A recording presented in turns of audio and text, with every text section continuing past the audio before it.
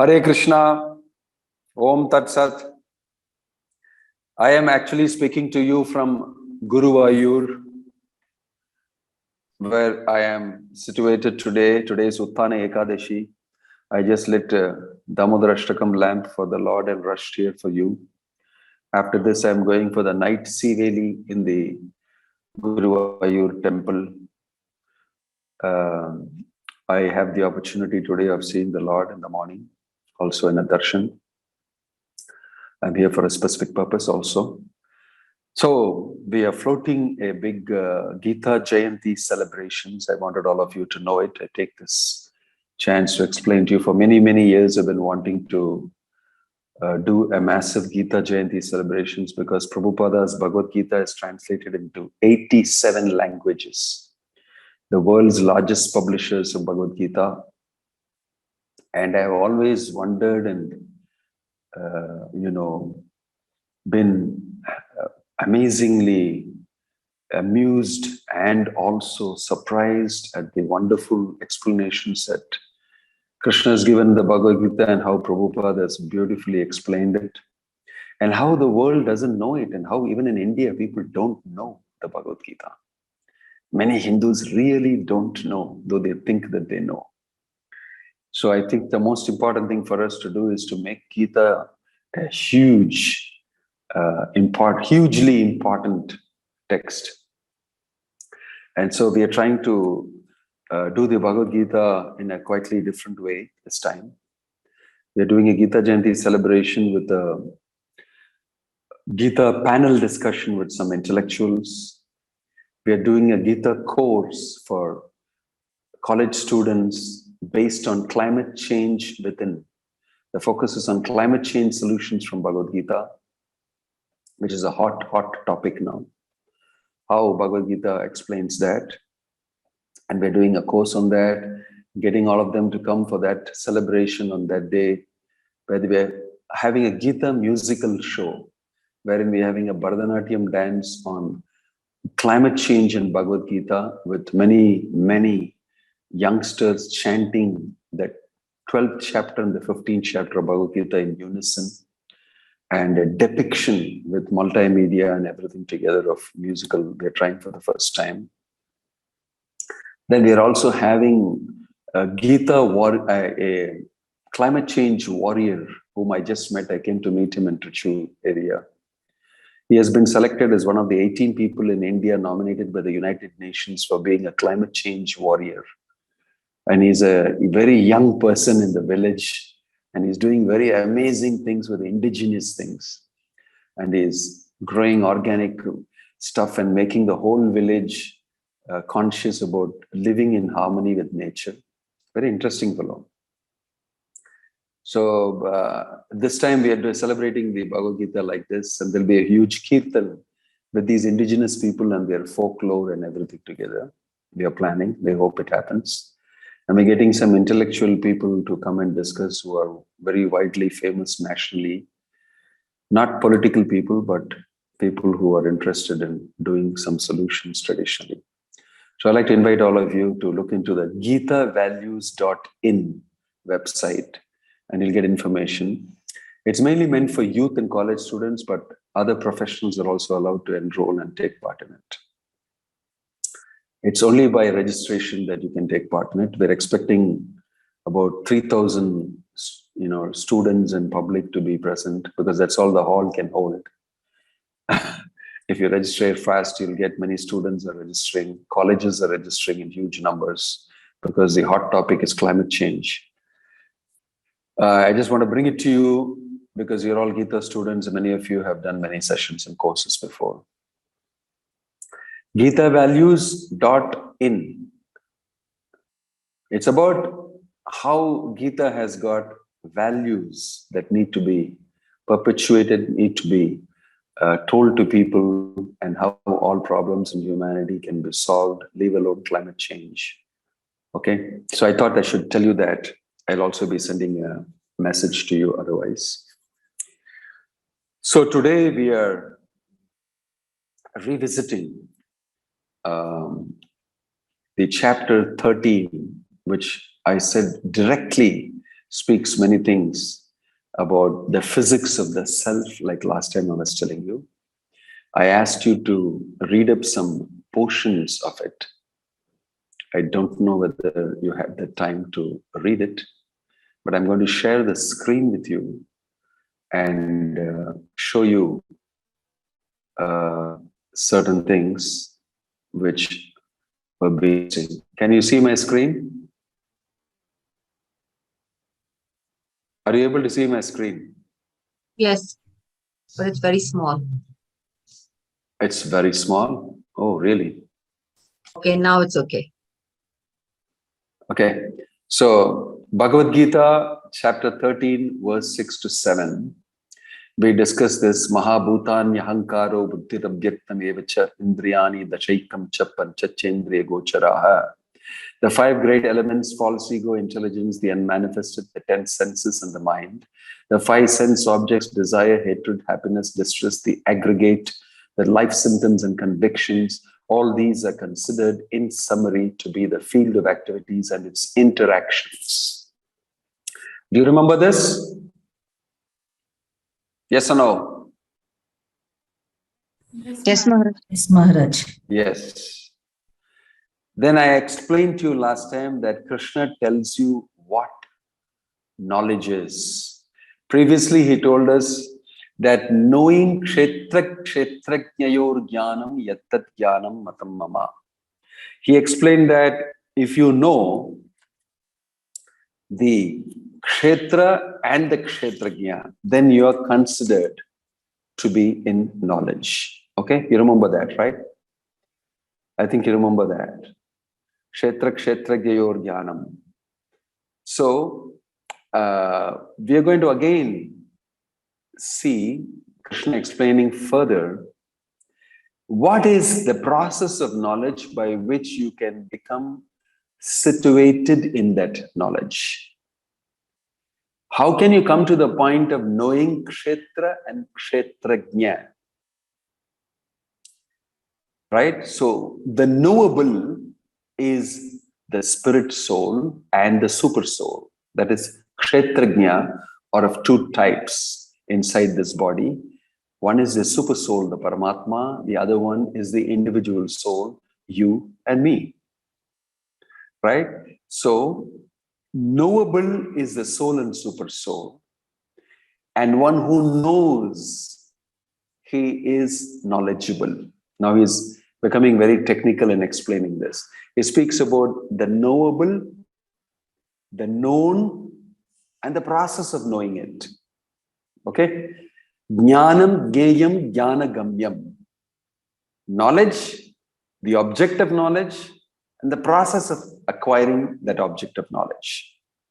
These 3 things always have to come in place. It's not enough if you simply have knowledge. You must come to that point of knowledge, and you must also be able to utilize that knowledge and achieve the end of knowledge. Like I always told you, at the end of the program, we always have a feast on Sundays, on Govardhan Puja Day, on Janmashtami Day, on Radharani's appearance day, all that. So it is not enough if I give you a class on Janmashtami and then I describe the menu to you and say, have a great feast, and don't actually serve you the feast. I've given you knowledge about the feast, and your mouth must be drooling and you must be waiting to taste all that nice prasadam, but I don't serve you. I don't actually give you that food, that prasadam food. And you have knowledge about it, but what's the use of that? You are moved to want to implement that understanding and knowledge, right? You will want to do it. Similarly, there are 3 things. One is, as Krishna is saying here, the knowable.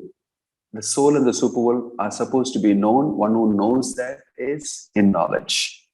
Okay? It's a little technical.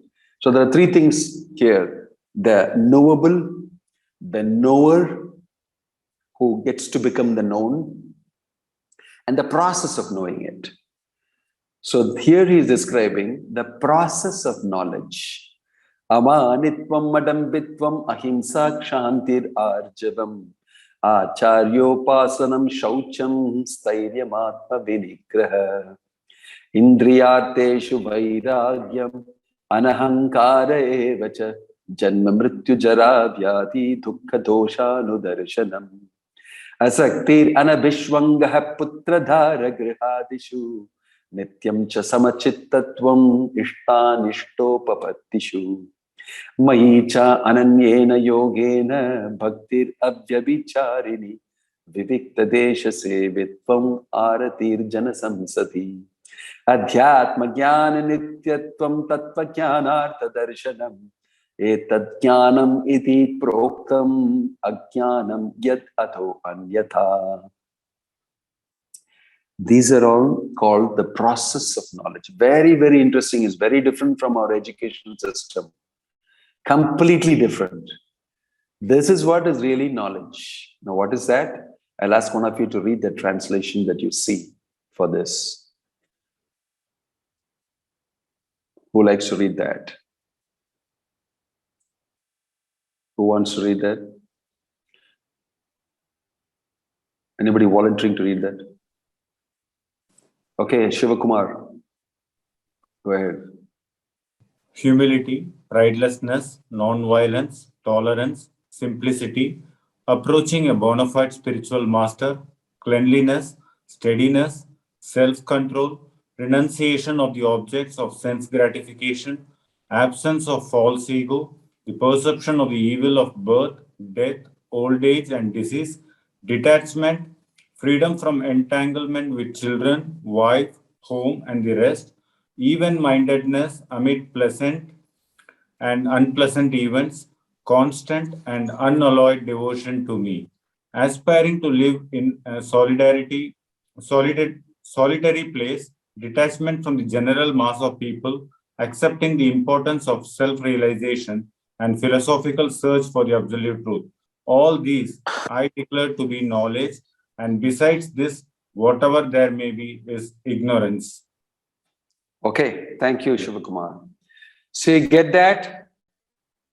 Very important thing. The last portion of it says, besides this, everything else is ignorance.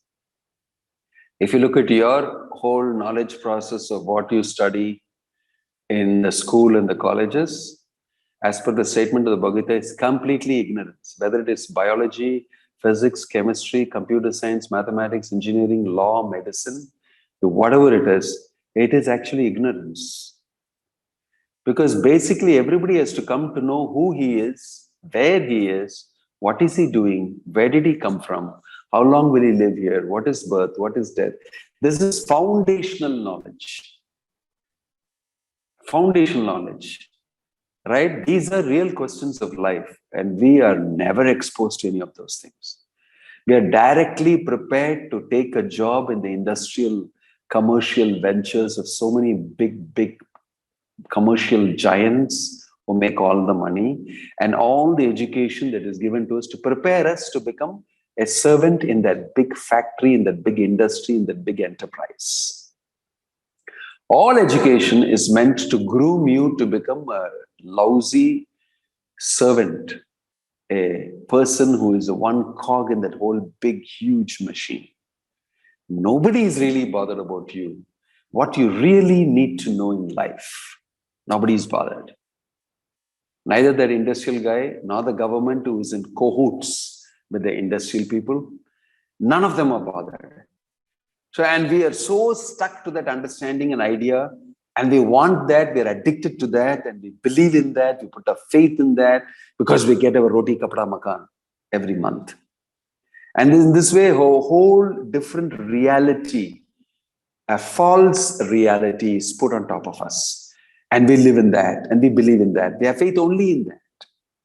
But here is the Creator speaking, Krishna, and he's saying, everything else is ignorance. Everything else is ignorance. So we are educating ourselves in ignorance by going to colleges and schools and not studying the real stuff of life as to who are you? Who is God? What is this world? Right? That Krishna is telling it, Ajnanam yat anyato yatha. Everything else is ignorance. Whatever doesn't fall in that. What is it? Amanitvam, adambitvam, ahimsa, kshanti, rajamam, acharyo, pasanam, chaiva, stairematma, vinigraha. Like that he goes on. These are all the real qualities of life. These are all real values for life. It's based on real knowledge. And this is itself is not the be-all and everything. It's the process of knowledge. It is the process of knowledge. That's why when you are under a guru, he teaches you first to be humble. Amanitvam. How to accept the instructions of the guru and surrender and subordinate yourself to it. If you don't have that, you won't get knowledge. Adambitvam, dhamba, thinking you are very great. Right? Ahimsa, non-violence. So it's very interesting to know how, say for instance, each of these qualities is not what we normally think the definition is. So let me go back to you and tell you, just for non-violence, let us see what Prabhupada is describing each one of these. Very interesting to see. See here, this.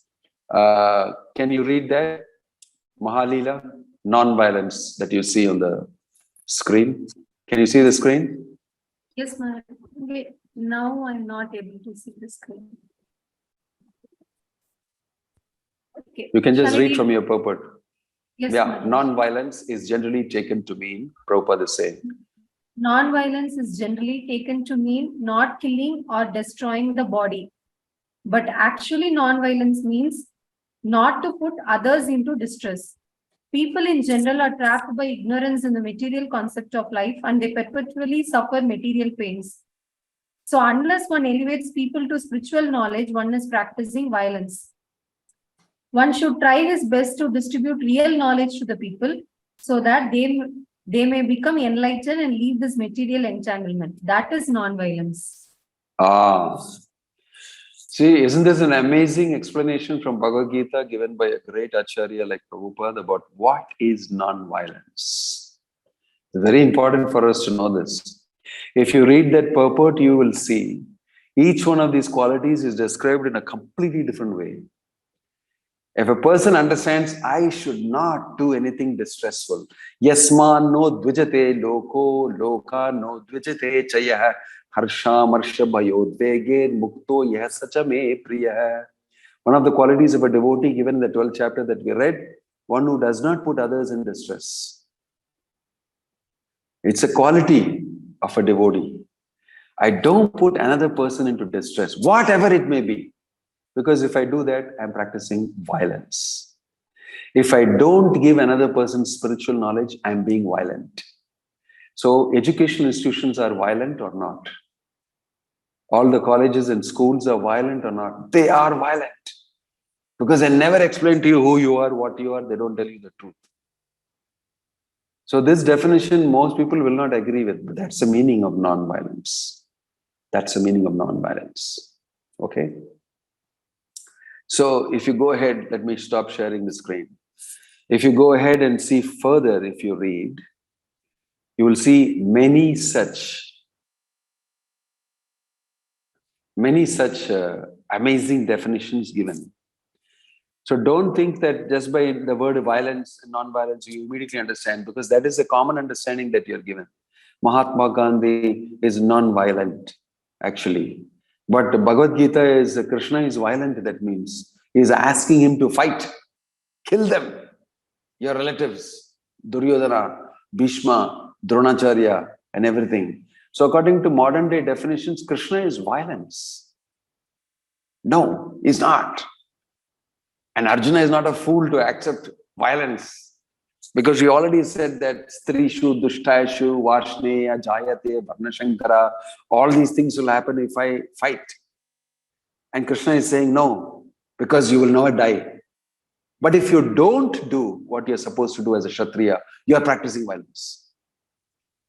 If you don't fight now, and if you don't kill them who are practicing adharma, you are actually violent, because you're giving them chance to perpetuate. So you are the violent guy. But if you don't fight, you are practicing violence. If you fight, you're practicing non-violence. Actually, this is the meaning of the Bhagavad Gita. Nobody catches it. Look at the definition of non-violence. So dharma, that's why it's difficult for normal people in this material world to understand. So the process of knowledge that he's mentioning here, each one of them, you should read each one of those explanations given by Prabhupada. It's very wonderful, amazingly wonderful. If you go ahead and if you see, for instance, I'm just moving in, and he's speaking here about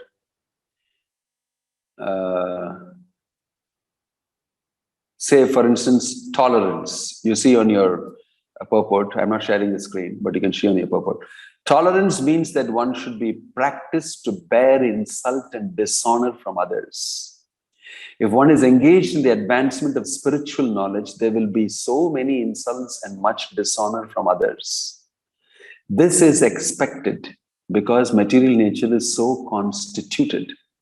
Even a boy like Prahlada, who only 5 years old was engaged in the cultivation of spiritual knowledge, was endangered by when his father became antagonistic to his devotion. The father tried to kill him in so many ways, but Prahlada tolerated him. So there may be many impediments to making advancement in spiritual knowledge, but we should be tolerant and continue our progress with determination. This is the meaning of tolerance. You get the point? So it teaches you values, Bhagavad Gita. It doesn't artificially say, now don't tolerate these things. And you are always bothered about your spiritual welfare. And you don't unnecessarily do something that will destroy it. That's the meaning of knowledge. You don't do anything that will destroy it. So if you read these purports, you will see that very well. So he describes the process of knowledge. What you must know, the main point here is, this is the process of knowledge. And right in the beginning, Prabhupada explains what it really means. If you go to the first paragraph, maybe somebody can read that. Soumya, would you like to read the first paragraph of this purport?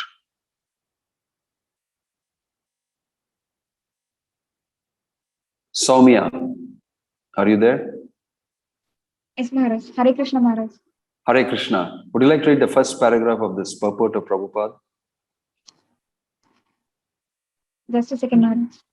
Yeah. You want me to flash it on screen?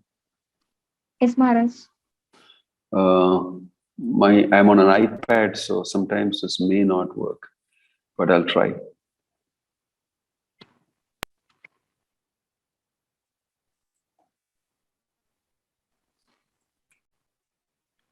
Can you see my screen? Yes, Maharaj. Yeah, go ahead and read that first paragraph.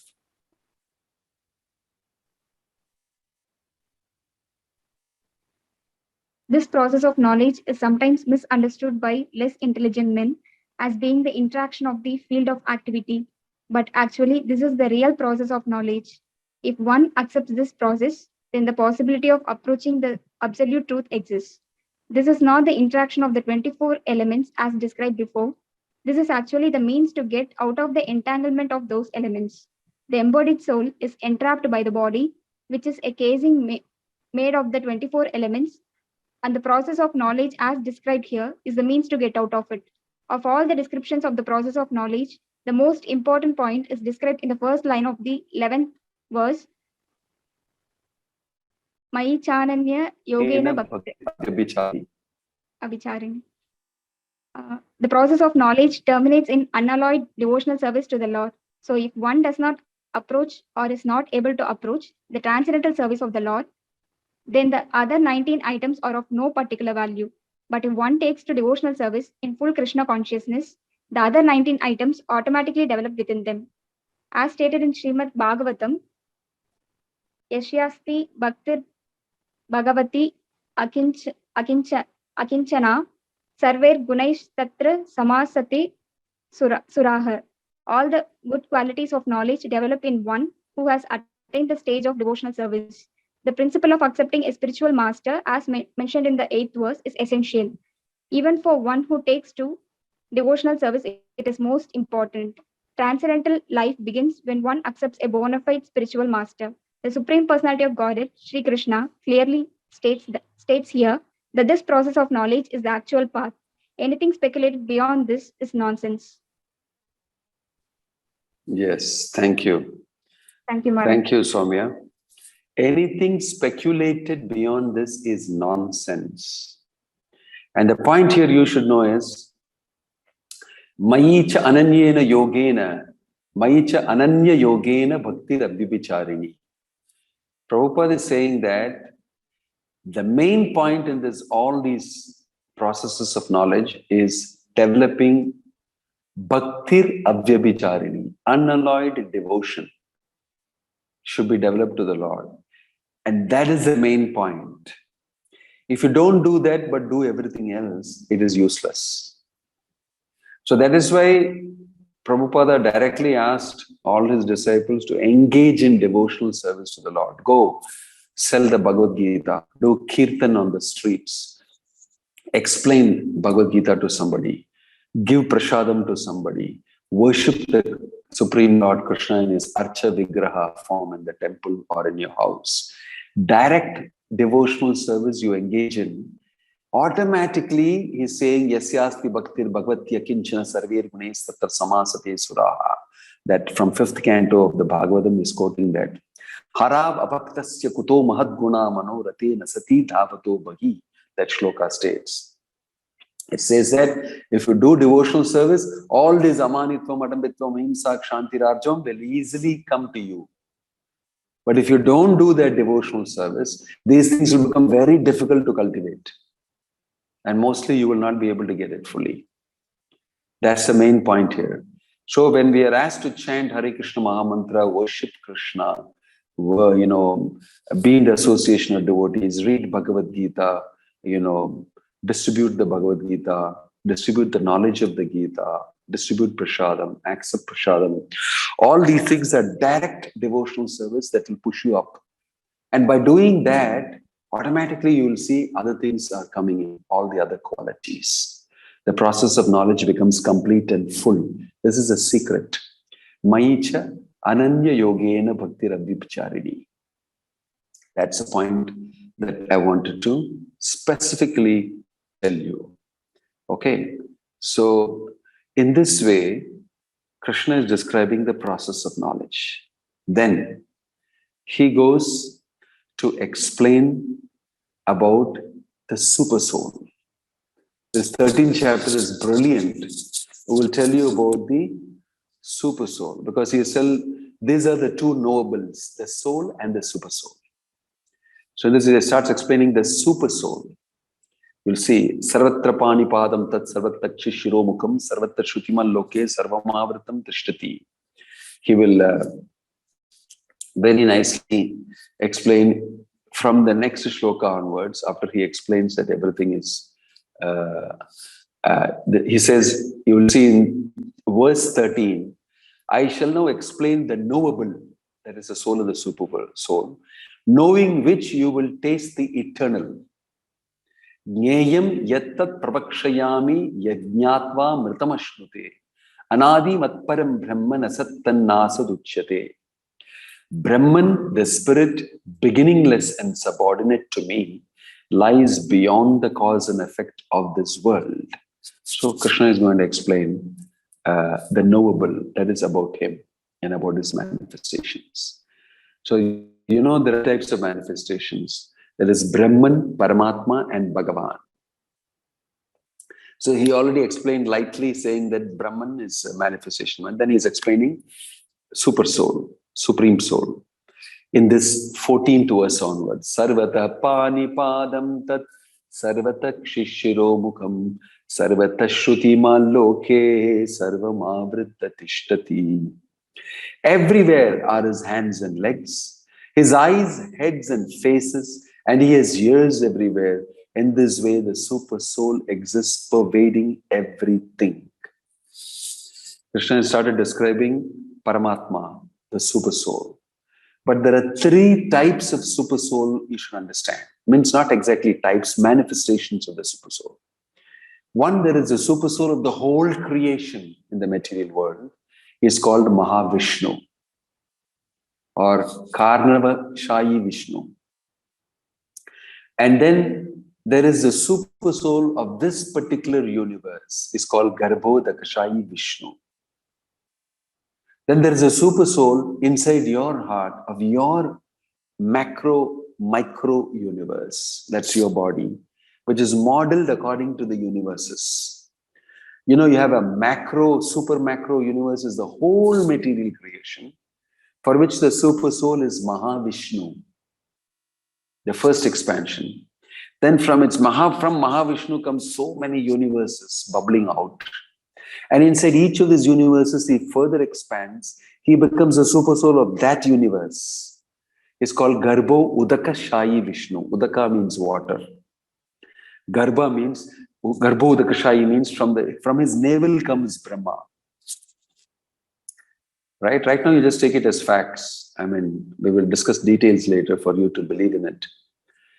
And then comes, he further expands, the super soul further expands inside each small jiva and his body.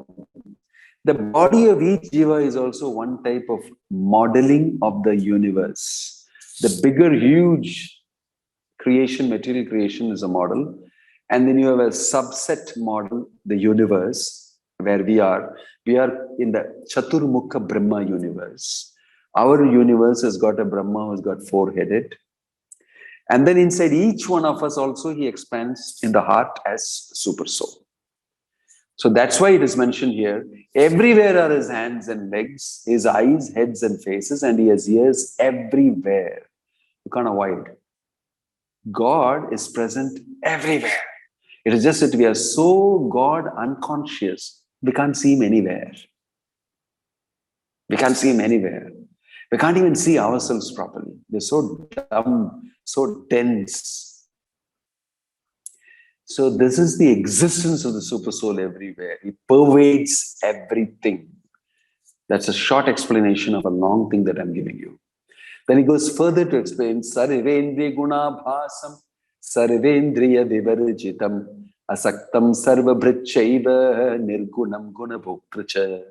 I'm reading text 15. The super soul is the original source of all senses, yet he is without senses. He is unattached, although he is the maintainer of all living beings. He transcends the modes of nature, and at the same time is the master of all the modes of material nature. This is the way to describe the God, because we should understand God in terms of our existence. That's how we are conditioned to understand. So you are with material senses, grappling with having sense gratification in the world of matter, satisfying senses. It's mentioned here, he is the original source of all the senses, but he is without material senses. Like you and me, he doesn't have senses. He has transcendental spiritual senses. That should be understood. He doesn't have senses doesn't mean he's impersonal. No. He doesn't have senses like you and me. Material senses he does not have. He has transcendental body, Satchitananda Vigraha, and he has got transcendental spiritual senses. Okay?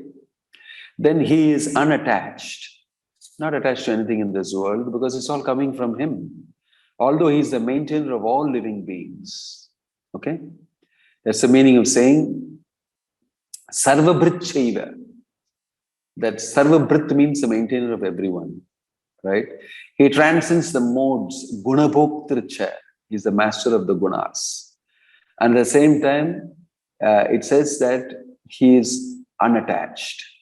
So although he manages the material world, although he's the master of the gunas, he's not like us. It is not necessary for him to be attached to sense gratification in this world. Matter is nothing different for him, like it is for us. So the difference between God and you is brought out here, very importantly, for you to understand that knowable person. You may read the purport, you will get more from it. So you will see in text 16, Bahirantascha bhutanam acharam charane bacha sukshmatvat tat avigneyam durastam chantike chatat. The supreme truth exists outside and inside of all beings, the moving and the non-moving. Because he is subtle, he is beyond the power of the material senses to see or to know. Although far, far away, he is also near to all. Right? He is very near to you. He is the nearest to you. Immediately next to you, he is situated in your body. But you know how far he is? Durastam. Because you have kept him away by your Krishna unconsciousness. You're not conscious of God. You're not conscious of even yourself.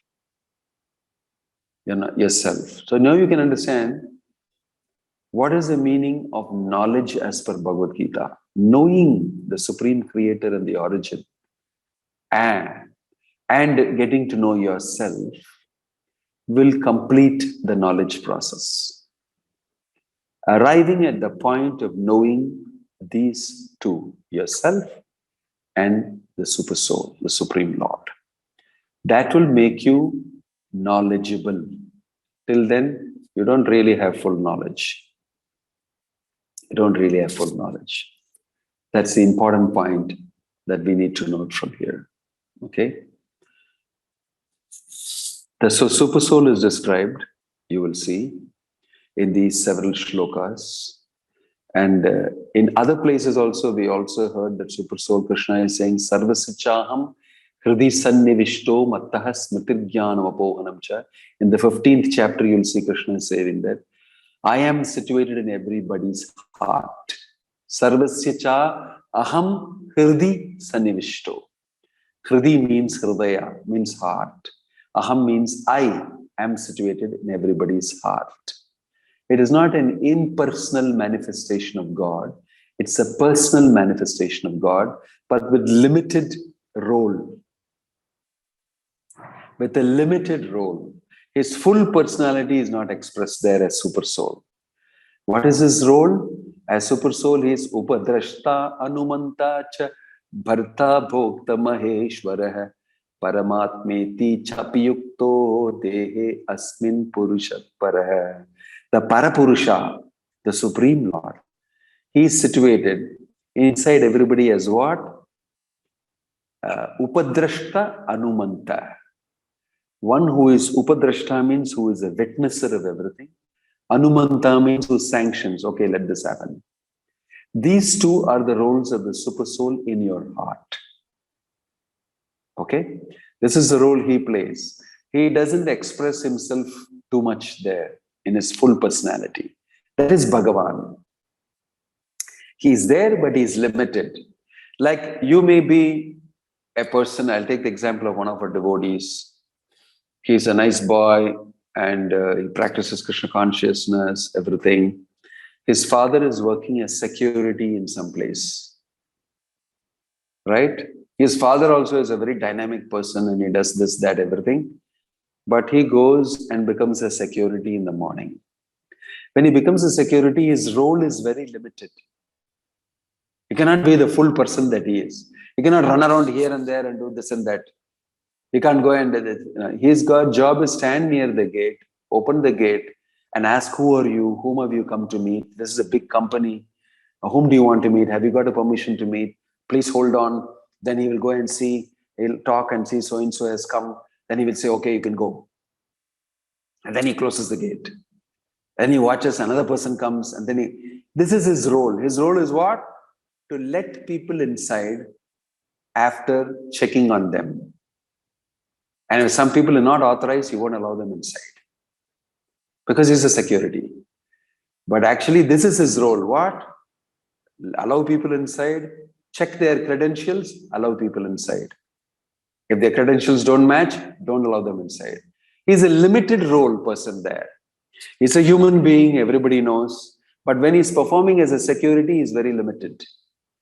But when he goes home, he does all sorts of things. He goes to the neighbor, he goes to the nearby club. On Sunday, he's a social man. He's the president of the local something. He helps them with this. He takes the family on an outing. And then he has his own hobbies. And he's so many things together. His personality is completely. But when he stands as security with the uniform, he's a security. He doesn't do all the other things that he know him about. Right? Same way, God, Bhagavan, doesn't fully manifest his personality as super soul. Limited. Upadrashta, Anumanta, Bharta, Bhokta, Maheshwara. That only he does. Okay? You got that? So, he is also a personality right next to you in your heart, closest to you. You can actually start relating with him. You can actually slowly hear the voice of the super soul. It's conscience. Sometimes we call it in English. Manasakshi எனக்கு அது விடமாட்டேங்குதுடா. I'm not feeling like doing it. I feel guilty. I feel deeply. Something inside me, is the voice of the super soul. It has become very weak because of the overwhelming material consciousness and your heavy material desires. So slowly, lightly only. But the more you become purified spiritually, that voice will become louder and louder and recognizable. And you'll become sensitive to it. The more a devotee chants Hare Krishna, the more he becomes blossomed gradually, his consciousness is cleared, the more he'll become sensitive to the voice of the super soul. You will see that if you read Prabhupada's Leelamrita, the life of Prabhupada, so many wonderful things happen and so many amazing things happen, and Prabhupada immediately catches the instruction coming. He is very sensitive to Krishna's instruction coming to him. And he immediately acts on it. Because he's fully dependent on Krishna. We are all not fully dependent on Krishna. That's why for us, we go ahead and do it. Because our consciousness is too materialistic and too overwhelming for us. So Prabhupada, he's in Delhi and he is in a very difficult situation. He's publishing the Back to God at 2-3 pages together. And he is going to get it printed. And one day he's bringing the stock. That time, a bull chases him and hits him and he falls into the ditch. He's staying in a small temple above on the top. The gopuram of the temple comes in the center of the room. And around it is a periphery space. That's where he stays and he types. I went and saw that place in Delhi. Now ISKCON has acquired that place. It's a small Radhakrishna temple. From there, he was going to print and everything. He was working very hard. He was an old man. And this happened to him. He fell in the ditch. And then he got up and he was wondering why this is happening to him like this. And then he went. One man helped him. And then it seems, I don't know, I don't recollect the exact instance. Somebody came and told him, Swamiji, why are you printing all these very precious things in small sheets of paper? People will lose this. You must write book. The book will remain for more of this. If you write in small piece of paper. Immediately Prabhupada took it that Krishna is telling me what to do. He started composing the Bhagavatam. Not that he stopped the Back to Godhead. He said, yes, that makes a lot of sense. Because all these good things I should compile it. Right? So he started doing Bhagavat. Full book. Everything he wanted to say, he put it in it. So he said, Krishna sent me an instruction. I fell down inside the ditch and I got this very interesting instruction. So he is very sensitive and he can make out and he got direction throughout. He was telling later in his life when a visitor is asking him, how are you running this organization? Who is giving you instructions? He said, God, Krishna is giving me instruction. And that man is asking, you mean to say Krishna is giving you instruction day to day how to run this organization? Prabhupada say, yes. Then he can't believe it. What are you saying? God talks to you every day? Prabhupada said, yes. Prabhupada said, yes. And another disciple of Prabhupada said, no, he's explaining to the other person. No, when Prabhupada says God is giving instruction, it means this, he's telling. Prabhupada told him, no, Krishna speaks to me. He told this. And everybody shut up. They just shut up. Because Prabhupada was saying, yes, he speaks to me every day and I take instruction from him and I'm doing that according to that only. It was a very stunning exposure. So actually from Prabhupada's life, and this you can say, it is possible for you to start learning how to listen to the super soul. That's the meaning of Bhagavad Gita. Krishna is giving instruction directly from outside to Arjuna, but he's also telling, I'm seated in the heart and I will guide you. Teshamevanukampartam ahamagyanajam tamah nashayami atmabhavasto jnanadhipena bhashvata. I will light the lamp of knowledge in your heart. I will destroy ignorance out of mercy. Evanu kampartam, anukampa. Out of my mercy for you, I will do this. If you try to reach out to me, if you do the things like Bhakti Yoga that I'm telling you to do, you will see I'll start reciprocating with you. I'll give you instructions. I'll give you guidance from within your heart. Because I'm sitting there for this purpose only. I'm your best friend. Suhridam sarvabhutanam kyatvamam shantim richati. How close Krishna is to you. We just have to wake up and establish relationship with the Lord in the heart. So in this 13th chapter, you will see that explained beautifully. Krishna is actually telling you, please, I am here for you. My dear child, don't suffer like this without me. Watching you suffer because you've taken me away from your life, I cannot leave you alone. Although you want to be separated, I'm putting myself in your heart, and those separatist desires that you're asking for also, I am only satisfying.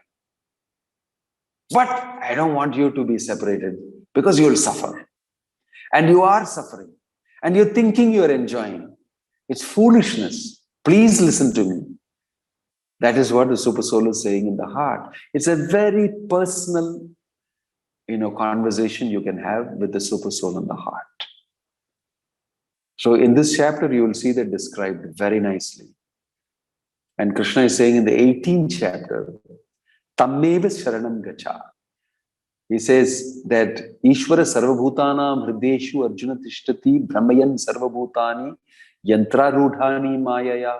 The Supreme Lord is situated in everybody's heart. Tammeva Sharanam Gacha. Simply surrender to Him. He will guide you. This vehicle He knows much better than you know. It is not meant to be used only for gratification. Where He's eating, mating, sleeping, defending. This is not the only business with this. If you allow Him to use it, He will teach you how to use this in such a way that you can get maximum benefit from this vehicle called the body, the mind, all this put together. That is the knowledge. How to act in accordance with Krishna's instructions in the Bhagavad Gita. How, even now, according to a time, place, situation, and circumstances, He can tell you how to act in detail. All right? So the 13th chapter, Krishna is trying to tell you that. You read further about the Super Soul, and Prabhupada is explaining in the purport many of these things. Very interestingly. Om Tat Sat. I'll stop here if you have any comment or questions.